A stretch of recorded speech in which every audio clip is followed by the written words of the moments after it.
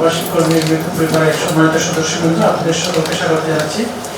আমরা জানি যে আমাদের প্রবাসী কর্মী ভাইরা দুঃখজনকভাবে বিদেশে অনেক সময় সড়ক দুর্ঘটনায় কিংবা বিভিন্নভাবে মৃত্যুবরণ করেন। তো বিশেষ করে যারা সড়ক দুর্ঘটনায় মারা যান তাদের ক্ষতিপূরণ আদায়ের জন্য আমাদের ওইখানে পাওয়া যায়। সেই ক্ষতিপূরণ পেতে হয়তো কিছু সময় লাগে, কয়েক সময় লাগে। এই প্রক্রিয়ার সাথে আমাদের ওয়েলনেস কল্যাণ বোর্ড এবং সংশ্লিষ্ট দেশের দূতাবাসের শ্রমিক জড়িত আছে। তো আজকে আমরা 12 জন ক্ষতিপূরণের চেক দিব। মাননীয় মন্ত্রী মহোদয় আমাদের মাঝে প্রধান অতিথি হিসাবে উপস্থিত হয়েছেন এবং আমাদের সিনিয়র সচিব মহোদয় অনুষ্ঠানের সভাপতিত্ব করেছেন। সবাইকে স্বাগত জানাচ্ছি। স্যার, এখানে আমরা যাদের আজকে আর্থিক অনুদানের চেক দিব, বিশেষভাবে সড়ক দুর্ঘটনায় মারা গিয়েছিলেন। তো স্যার জানাচ্ছি।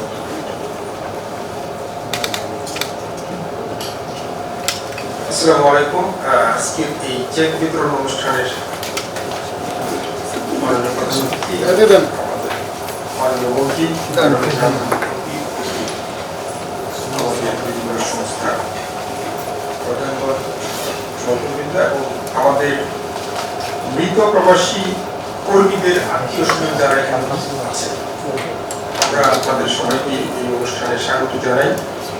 ইতিমধ্যে আমাদের পরিচালক কল্যাণ ওয়েজার্স কল্যাণ বোর্ড এটা উল্লেখ করেছেন যে আমরা এই মন্ত্রণালয়ে আমরা চাই যে প্রবাসীরা কিভাবে সবচেয়ে ভালো থাকে দেশে এবং বিদেশে।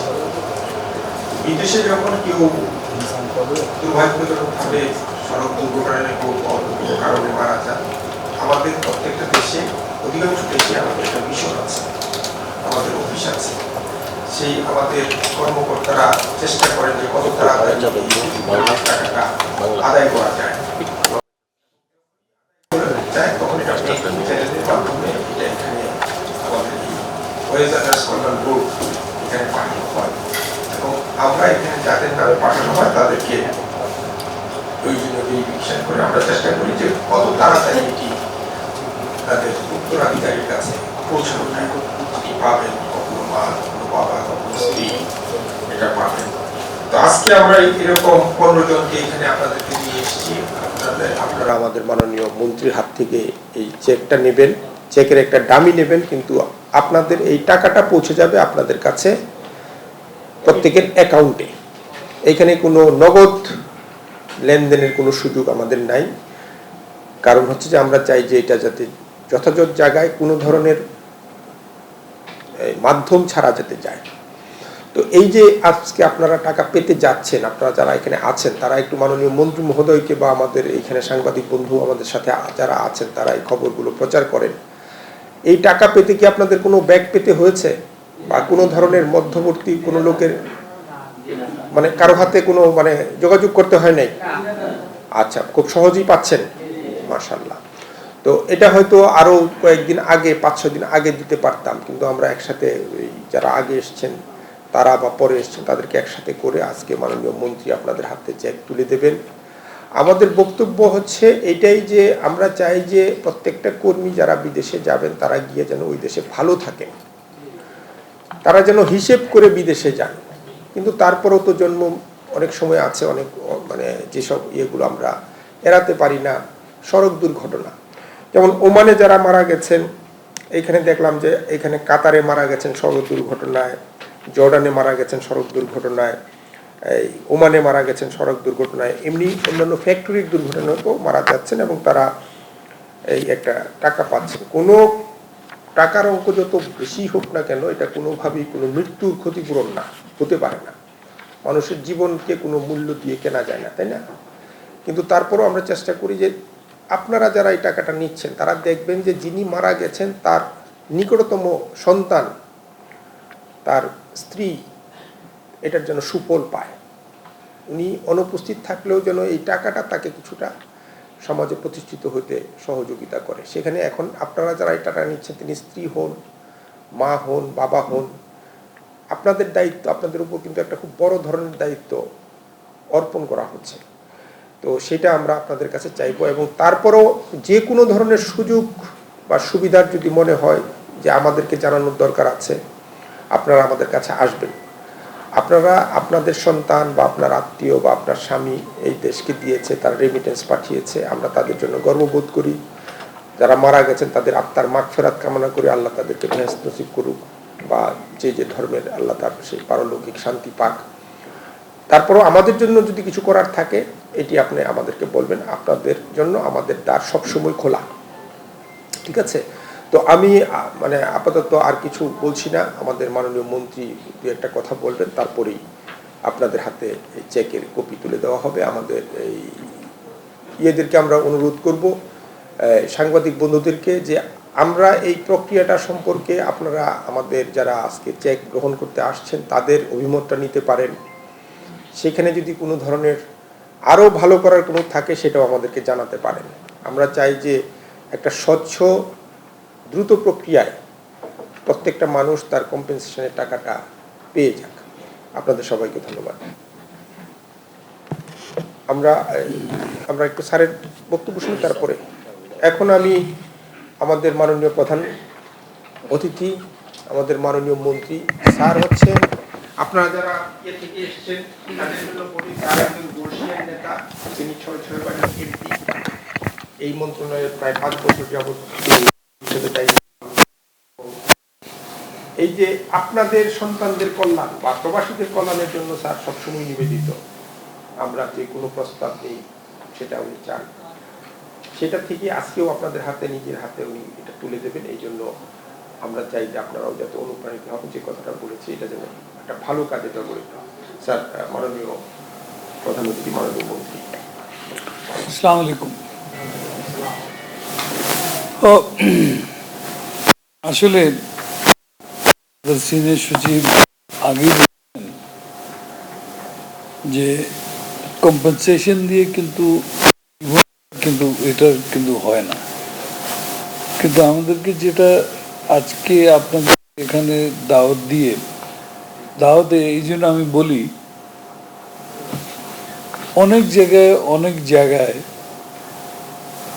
দেখা যায় দ্যাট এই যে বড় বড় অঙ্ক টাকা যে আপনাদের হাতে আসে, আপনাদের মতন আরো অন্যান্য যারা আছেন, কিছু না কিছু কারো না কারো হাতে লেগে যায়।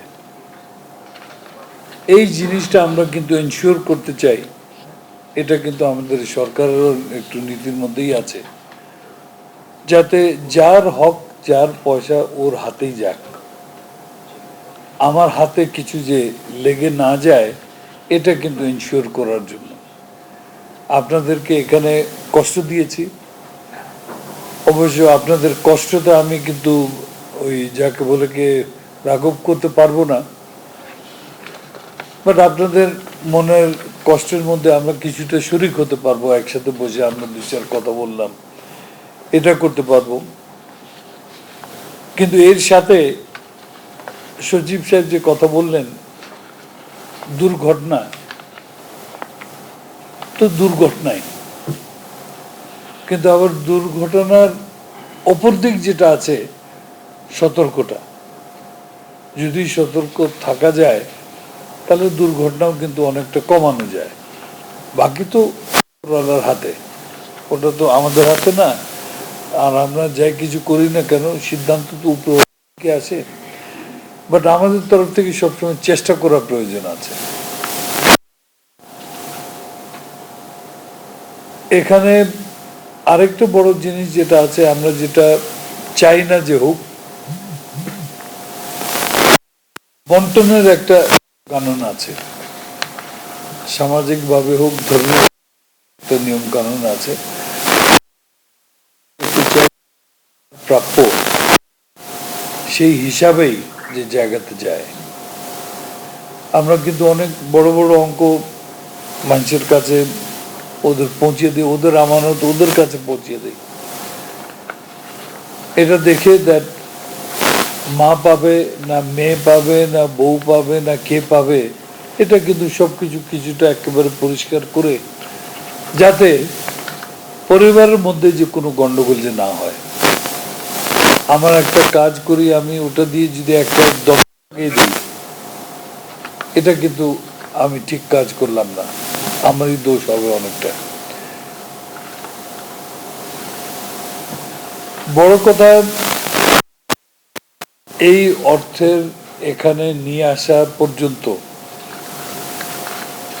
যে কথাটা আমরা কেউ আমরাও হয়তো অনেক সময় খেয়াল করি না, যারা যারা এটার পিছনে যে সময় আর শ্রম দেয়, আমাদের মন্ত্রণালয়তে যারা আছেন তো আছেনই, কিন্তু মূল শ্রম দেয় আমাদের মিশনগুলিতে যে কাউন্সিলর যারা আছে, ওখানে কিন্তু লিগ্যাল অ্যাসিস্ট্যান্ট যারা আছে, ওখানে ফার্স্ট সেক্রেটারি আছে, বিভিন্ন পর্যায়ে অফিসার যারা আছে, ওনারাই কিন্তু সবচেয়ে বেশি এটার পিছনে শ্রম দেয়। এই যে ওমানে যে আমরা কয়েকদিন আগে তো ওমানের আরো তো কয়েকটা দিয়েছি, বেশ বড় বড় অঙ্ক দিয়েছি। ওখানে যে বর্তমান যে কাউন্সিলর আছে রফিউল আলম, আমার মনে হয় নতুন গেছে, বা যাওয়ার পর থেকেই এই যে যত যে পেন্ডিং কাজগুলি আছে ও যে নিয়ে আসছে, আমি তো আমার তরফ থেকে ওকে ধন্যবাদ জানাই, এই অত তাড়াতাড়ি যে এখানে যে যাকে বলে কি দ্যাট যা পাওনা আছে উনি কিন্তু পাঠাবার ব্যবস্থা করেছেন। আশা করি আরো যারা আছে এটাও কিন্তু চলে আসবে। প্রত্যেকটা মিশনে ধরনের আমাদের দেনা পাওনা আছে, বাট বেশিরভাগ এটা কিন্তু আমি মূলত মিডিয়ার জন্য বলছি, যে কার কি পাওনা আছে কি নাই, ওখানে যদি এমবাসিকে যদি মেসেজ দেয়,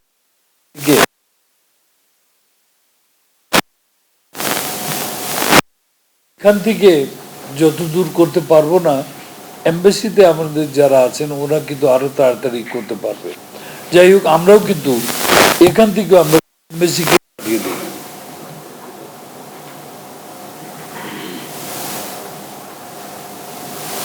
আসলে লাইনে কথা বলছি,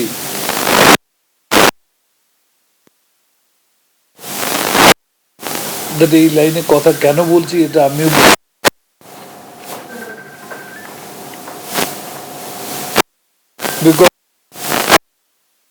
আল্লাহ তাআলা নিয়ে গেছেন, তা তো নিয়ে গেছেন।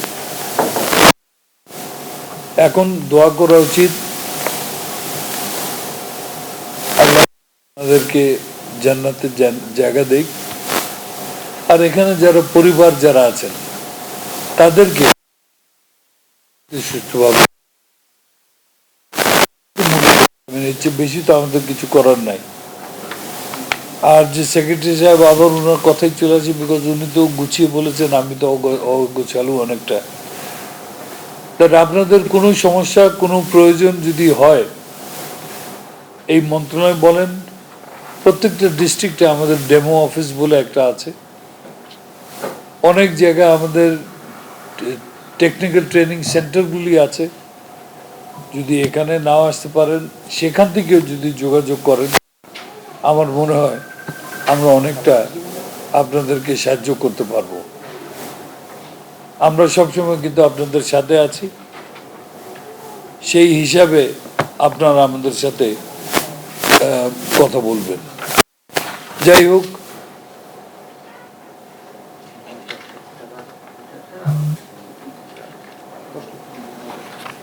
আপনারা আসছেন, এখন আর বেশি কথা বলবো না। আমার মনে হয় আমাদের ডিস্ট্রিক্ট আবার আমার সংসদও আছে। আপনি, আমার মনে হয় আপনাদের সবাইকে ধন্যবাদ, আপনাদের সবার জন্য দোয়া করি, আপনারাও আমার জন্য দোয়া করবেন। আসসালামু আলাইকুম। উপস্থিত এই সংবাদ মাধ্যমের প্রিয় সহকর্মী বন্ধুরা, জাস্ট ইনফরমেশন হচ্ছে যে এখানে অধিকাংশ আমাদের আজকে 15 জনকে দিচ্ছি, তার সবাই ক্ষতিপূরণ, সবাই ক্ষতিপূরণ না। একটা আছে যেটা হচ্ছে যে আমরা যে আপনারা জানেন যে প্রবাসীদের জন্য একটা বিমা করেছি, সেই বিমাতে মাত্র 1000 টাকা তিনি প্রিমিয়াম দিয়েছিলেন, এবং এরকম একজন মহিলা কর্মী তিনি মারা গেছেন, এটা হচ্ছে এই কুয়েতে।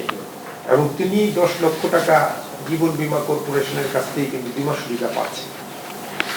এটা একটা আমাদের এই যে বীমা ব্যবস্থাপনার একটা খুব গুরুত্বপূর্ণ দিক, যে আমরা তাদেরকে বিভিন্নভাবে করার চেষ্টা করছি। এছাড়া আমি দেখছি যে এখানে এই আছে, তার মধ্যে সবচেয়ে বেশি পাবে হচ্ছে মানে ঘটেছে 60 জনের ক্ষেত্রে কাতারে 3 জন, জর্ডানে 1 জন, কুয়েতে 1 জন, সৌদি আরবে 2 জন এবং ইউএইতে 1 জন। তো এই হচ্ছে আমাদের সামগ্রিক একটা চিত্র। আপনারা যদি চান তাহলে এটাকে আরো পরে বিস্তারিত আমাদের কাছ থেকে নিতে পারবেন। তো এখন আমি আমাদের এই টিভি মহোদয়কে করে নাম বলার জন্য অনুরোধ করছি, এবং তাদের প্রতিনিধি যিনি এখানে আছেন তিনি আমাদের মাননীয় মন্ত্রীর কাছ থেকে এসে একটা চেক নিয়ে যাবেন। আমি জনাব মৃত মোহাম্মদ রশিদের উত্তরাধিকারী তার স্ত্রী সাদিকা বেগমকে মন্ত্রী মহোদয়ের কাছ থেকে চেক গ্রহণের জন্য অনুরোধ করছি। মোহাম্মদ রশিদ অঙ্কটা বলে দাও, অঙ্কটা মাননীয় মন্ত্রীর কাছ থেকে চেক গ্রহণের জন্য অনুরোধ করছি। আপনার হাজবেন্ড কবে গিয়েছিলেন? মারা গেছেন কবে? মারা গেছেন আপনার ছেলে মেয়ে কি? 3টা মেয়ে। তো এই টাকা ঠিক মতো কোনো সমস্যা নেই তো? না ঠিক আছে।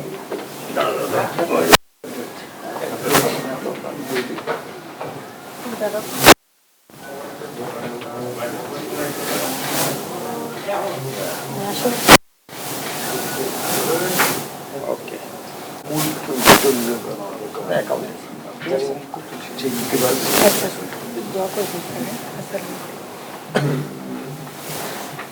মাতা মাজেদা খাতুন, জনাব লিটন মিয়া জামাল পরিবার কাতারের সড়ক দুর্ঘটনায় নিহত হয়েছে।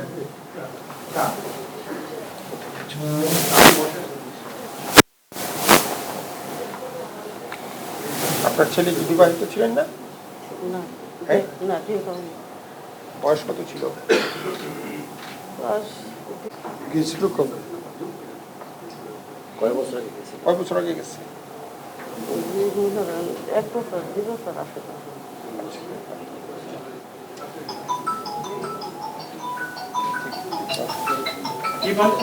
এবার চেক গ্রহণ করবেন মৃত সোহরাব হোসেন। ও আচ্ছা, এখন আপনি ওনার সাথে আপনি কি ছেলের বউ।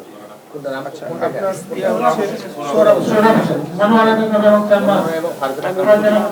আপনি মা আর উনি স্ত্রী। ছেলে মেয়ে কি আপনাদের? আচ্ছা, এরপরে আসবেন মৃত সাজেদা বেগমের। মৃত সাজেদা বেগম মানিকগঞ্জ জেলার বাসিন্দা ছিলেন। উনি জর্ডানের সড়ক দুর্ঘটনায় নিহত হয়েছেন। আসসালামু আলাইকুম। ইন্স্যুরেন্সটা কে পাইছে? ইন্স্যুরেন্সটা পাইছে স্যার, এইটা সীমা আসে আসে আসে আপনার হচ্ছে এরপরে আসবেন সীমা হাফিজুদ্দিনের তার পুত্র নাজিমউদ্দিন এবং তার কন্যা নাহিদা বেগম। জনাব হাফিজুদ্দিন সুনামগঞ্জ জেলার ওমানের সড়ক দুর্ঘটনায় মারা গেছেন। তুমি কি হও না? ওই যিনি মারা গেছে তার ছেলে? আচ্ছা, তুমি ওখানে ছিলে? কিভাবে? আর ওই যে তোমার বাবা? এখন বাবা জ্বরে।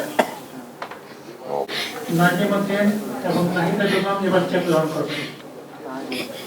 না ঠিক তার কন্যা হাফিজউদ্দিন মোহাম্মদ মাসুদ রানা প্রবাসী ছিলেন। তিনি সুনামগঞ্জ বাড়ি। বাসিন্দা এবং সড়ক দুর্ঘটনায় আপনি রাখেন, টাকা যাবে আপনার অ্যাকাউন্টে, ঠিক আছে? কি হন? আমি আপনার বাচ্চা হচ্ছে? আমার বাচ্চা আর দুটো নিচে আছে, ওদেরকে নিয়ে আসা হয় না। চেক নেওয়ার জন্য আমার মাতা মঞ্জু বেগম এবং তার স্বামী মোহাম্মদ আজিজুল,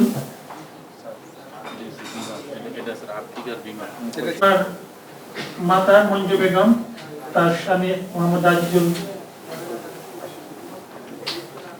প্রবাসী কর্মরত ছিলেন। তিনি সড়ক দুর্ঘটনায় মৃত্যুবরণ করেন। ঠিক আছে। এরপরে আসবেন মা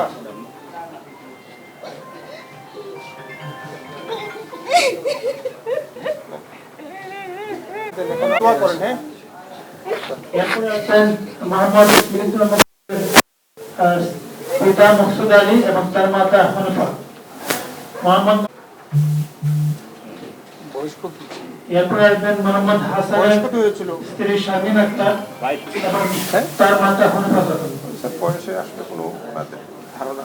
মারা গেছে, ওনার বয়স কত ছিল? আপনার স্বামীর বয়স কত ছিল?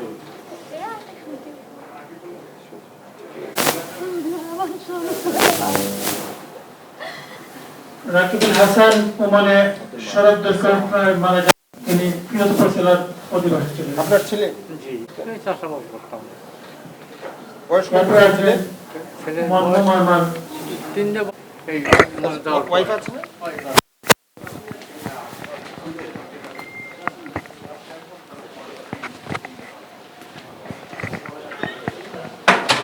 তিনি খাগড়াছড়ি জেলার বাসিন্দা। তার বছর বছর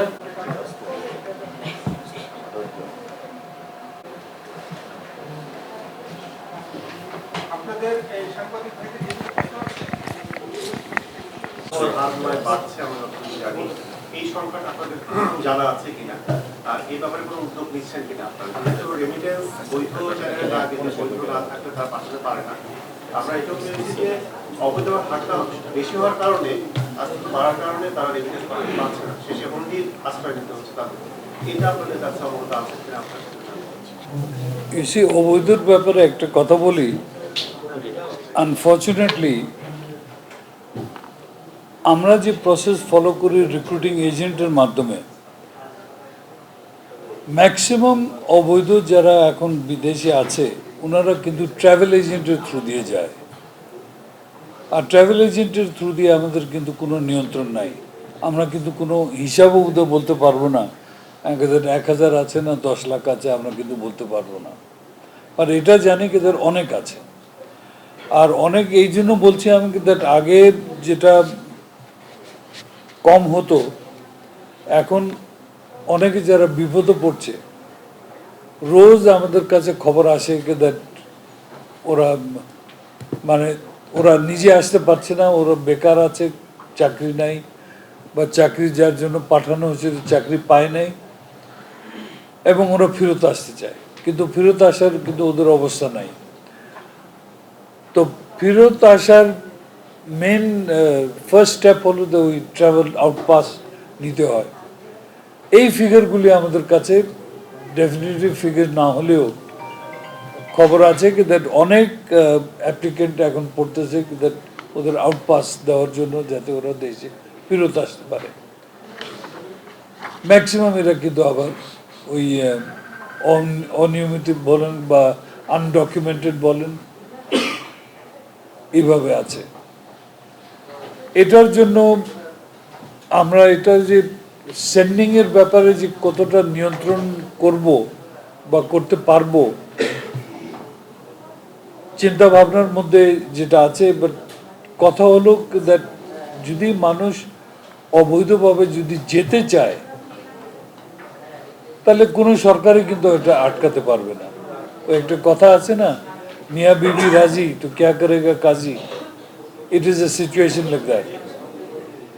এই জিনিসটা আমাদেরকে কিন্তু মনে রাখতে হবে। আপনারা মিডিয়াতে যারা আছেন, আমি বারবার আগেও রিকোয়েস্ট করেছি, প্রত্যেক চান্সে আমি রিকোয়েস্ট করি দ্যাট আপনারা অ্যাওয়ারনেসের দিকে আপনাদের নিজের তরফ থেকে যে কোনো সুযোগ পান, এই কথা সবাইকে বলেন যে আল্লাহর ওয়াস্তে অবৈধভাবে যেন না, বিকজ গিয়ে তারপর বিপদে পড়লে আপনাকে সাহায্য করার জন্য মানুষ কিন্তু পাওয়া যাবে না। তো দেখি আমরা এটা নিয়ন্ত্রণের ব্যাপারে যে পলিসি একটা আমরা চিন্তা ভাবনা করছি।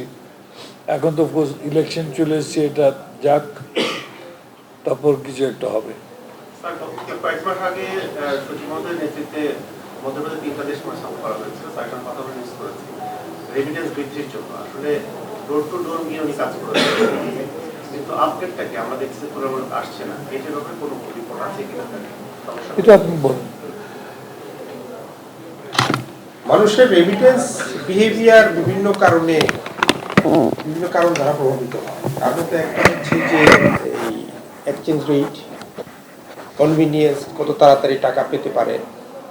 আমাদের এই বাংলাদেশ ব্যাংক এই বিষয়ে বেশ কিছু পদক্ষেপ গ্রহণ করেছে। মাননীয় প্রধানমন্ত্রী আপনারা জানেন আগেই 2.5% প্রণোদনা দিয়েছিলেন। এখন বিভিন্ন ব্যাংক আরও 2.5% যুক্ত করছে, প্লাস প্রেরণের সুযোগটা আগের চেয়ে সহজ করা হয়েছে। তো আমরা মনে করছি যে এই রেমিটেন্সের যে বর্তমান ধারা এটা দ্রুত উন্নত হবে। আমাদের যে কর্মী বিদেশে গিয়েছেন তারাও ওখানে গিয়ে একটু সেটেল হতে সময় লাগে, যাওয়ার সাথে সাথেই তাৎক্ষণিকভাবে রেমিটেন্স বেড়ে যায় না। তো আমরা আশাবাদী যে এই রেমিটেন্স তার পূর্ব ধারায় ফিরে আসবে। এখানে মানে হতাশ হওয়ার মতো কোনো কিছু নাই, এটাই আমার ধারণা। আর আপনি যে আরেকটা তথ্য শুরুতেই একজন আমাদের বন্ধু জিজ্ঞেস করেছেন যে আমরা প্রতি বছর কি পরিমাণ এটা দিই, আমরা উল্লেখ করেছি যে আমরা বিভিন্ন খাতে কল্যাণমূলক অনুদানগুলো দিয়ে থাকি। তার মধ্যে একটা হচ্ছে শিক্ষাবৃত্তি, একটা হচ্ছে লাশ পরিবহনের জন্য, একটা হচ্ছে মৃত কর্মীর জন্য 3 লক্ষ টাকা ক্ষতিপূরণ, আহত কর্মীদের চিকিৎসা। এইগুলো কল্যাণ বোর্ড নিজস্ব অর্থায়নে করে এবং আমার কাছে যে পরিসংখ্যান আছে তাতে 2022-23 অর্থ বছরে আমরা এই বাবদ 225 কোটি টাকা ব্যয় করেছি।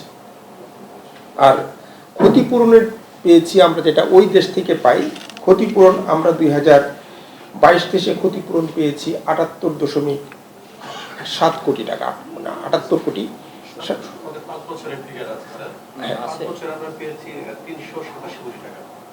ক্ষতিপূরণ মানে এই যে ক্ষতিপূরণটা আমি দেখতে পাচ্ছি 21-22 হচ্ছে 20-21 আমরা পেয়েছি 58 কোটি টাকা, 21-22 পেয়েছি 72 কোটি টাকা এবং গত বছর পেয়েছি 78.70 কোটি টাকা। তো আমরা এই জিনিসগুলো সম্মিলিতভাবেই চেষ্টা করছি যে প্রথমত যে prevention is better then cure, যে কীভাবে কর্মীরা গিয়ে ভালো থাকবেন, তাদের যেন ক্ষতিপূরণ পেতে না হয় বা এই ধরনের পরিস্থিতির মুখোমুখি না হয়। কিন্তু তারপরেও কিছু দুর্ঘটনা ঘটে যায় এবং সেগুলোর ক্ষেত্রে কত দ্রুত সেগুলো আদায় করার জন্য যায় সেটাই আমরা চেষ্টা করছি এবং এখানে আমরা যথেষ্ট সফলও হচ্ছি। ধন্যবাদ সবাইকে। জি আপনার জি আপ্যায়নের ব্যবস্থা আছে, আপ্যায়ন গ্রহণ করবেন।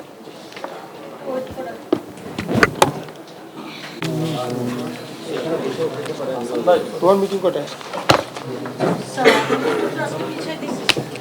আজকে না? আচ্ছা ঠিক আছে।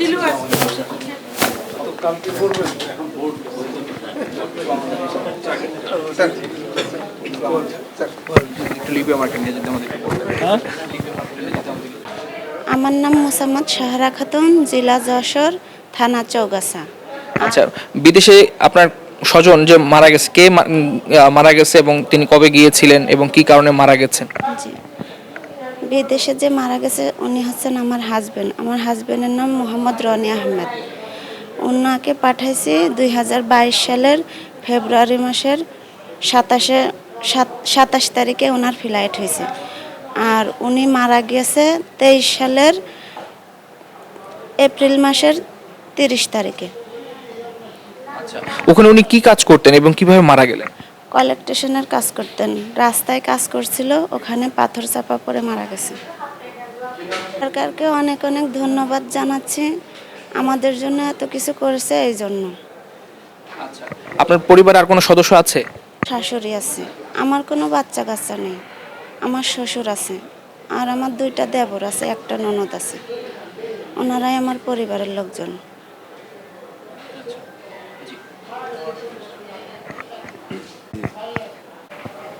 আচ্ছা, আপনি একটু আপনার যদি পরিচয়টা বলতেন আর কি, আর যিনি মারা গেছেন উনি আপনার কি হন? আমার নাম আছে হারান মণ্ডল, আমার বাড়ি দক্ষিণ সাগর, চৌগাছা, যশোর। উনি আমার ছেলে হয়, ওনার নাম রনি আহমেদ। খুব কষ্ট করে পাঠাইলাম।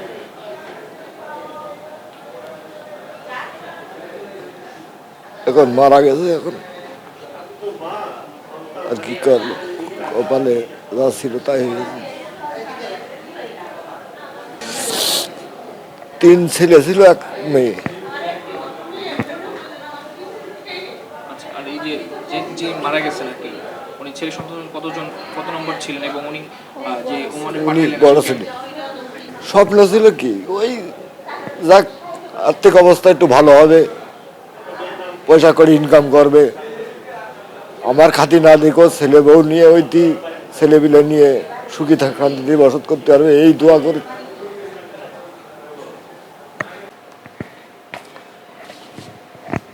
চেক নিছে, আপনি চেক নিছিলেন? আচ্ছা, আপনার নাম এবং ঠিকানাটা যদি আমার নাম নূরজাহান। আপনার তো বলুন।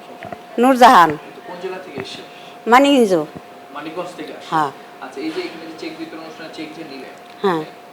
মৃত পরিবারের ক্ষতিপূরণ আর কি। হুম। এখন আপনার পরিবারে কে মারা গেছেন এবং উনি আমার মেয়ে মারা গেছে, আমার মেয়ে অ্যাক্সিডেন্টে মারা গেছে। কোন দেশে ছিল এবং কবে জর্দান, জর্দান গেছে 14 বছর ধরে, আর এই যে মারা গেছে এই যে 1.5 বছর। গিয়েছিলেন? উনি কিভাবে মারা? অ্যাক্সিডেন্ট হয়ে, রোড অ্যাক্সিডেন্ট। রোড অ্যাক্সিডেন্ট হয়ে একেবারে উপরে পড়ে গেছিল না। আইল্যান্ড কয় আছে না বিদেশে, আইল্যান্ড পিটি পড়ছিল, বুকে চাপ লাগছিল, মনে করে নেমা করে পড়ে গেছিল না, আউটে দেয় মনে করে রক্ততি এই মানে বাসে গেছিল। তারপরে সাথে সাথে এই খবর হয়ে গেল। এনে তো নেটে সব খবর পাওয়া যায়, নেটে দেখলাম নাই গেল আর কিছু করা নাই বাবা। না আমি যেন দুনিয়ার পর বাইচাইছি না থাই বাবা, ভালো এটা এলো সমস্যা। যদি আর একটা পেটে মেয়ে থাকতো তাহলে এত ব্যথা নাকতো না। একটা মেয়ে আমার, ছেলে সন্তান আছে? ছেলে 2টা ছেলে, আর ওই যে ওর মেয়ের ওই যে 2টা ছেলে, ওইটি হাত আসলো, লাশের হাতে হয়েছে। আচ্ছা, মৃত ব্যক্তির তুলনায় আসলে ক্ষতিপূরণ তেমন কিছুই না আর কি। তারপরও সরকারের যে প্রচেষ্টার মাধ্যমে অর্থনৈতিক যতটুকু আপনাদেরকে দিতে পারছেন, এখন আপনারা কি স্বপ্ন দেখছেন এই অর্থের দ্বারা? এই যে অর্থনৈতিকভাবে যে সহায়তা পেলেন, এই অর্থপূরণ সহায়তা পাইছি, আল্লাহ খুব ভালো দিছে, আপনারা যথেষ্ট করছেন আমারে। হ্যাঁ ওই যে ওলা ফোন দিতেছে, আল্লাহ ভরসা, আপনাকে দোয়া করি আপনারা দিন আল্লাহ আপনাকে ভালো না হে আমাকে চেষ্টা করেন। সরকারের পক্ষ থেকে হ্যাঁ হ্যাঁ, ওর তো কি করার চিন্তা ভাবনা করছেন এই অর্থের? কি করার মধ্যেই 2টা ছেলে আছে না, বাড়ি গাড়ি তো নাই, তাদের ভবিষ্যৎ আমার পইরে দুন নাগবো, আমার কাছেই রাখুন নাগবো।